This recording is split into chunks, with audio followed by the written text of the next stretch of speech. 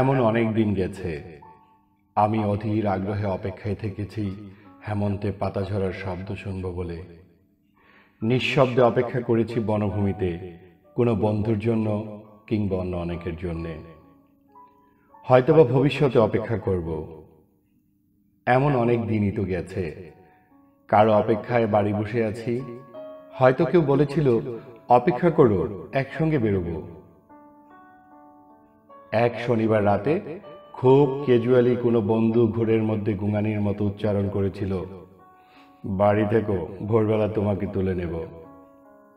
হয়তো ওর মনের মধ্যে ছিল চুনিয়া অথবা শ্রীপুর ফরেস্ট বাংলো।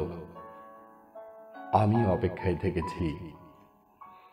যুদ্ধের অনেক আগে একবার আমার প্রিয় বন্ধু অলোক মিত্র ঠাট্টা করে বলেছিল, জীবনে তো কিছুই দেখলি না, নুবজুপিট পানশালা ছাড়া। চল, তোকে দিনাজপুর নিয়ে যাব।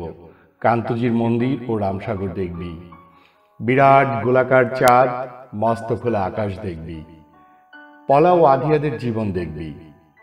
গল্পটা লেখার ব্যাপারে কিছু উপাদান পেয়ে যেতেও পারিস। তৈরি থাকিস, আমি আসব। আমি অপেক্ষায় থেকেছি। আমি বন্ধু, পরিচিত জন, এমনকি শত্রুর জন্য অপেক্ষায় থেকেছি। বন্ধুর মধুর হাসি আর শত্রুর ছুরির জন্য অপেক্ষায় থেকেছি। কিন্তু তোমার জন্য আমি অপেক্ষায় থাকব না, প্রতীক্ষা করব।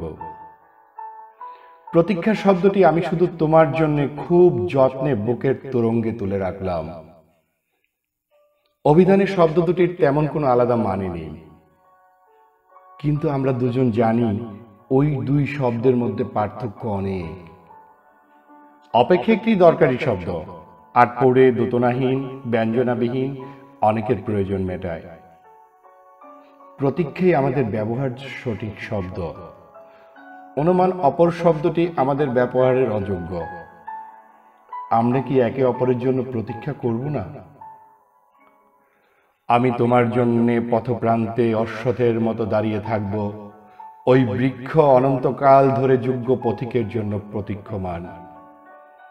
আমাকে তুমি প্রতীক্ষা করতে বলো, আমি ঠায় দাঁড়িয়ে থাকব অনর বিশ্বাসে।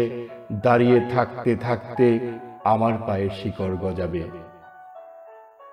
আমার প্রতীক্ষা তবু ফুরবে না।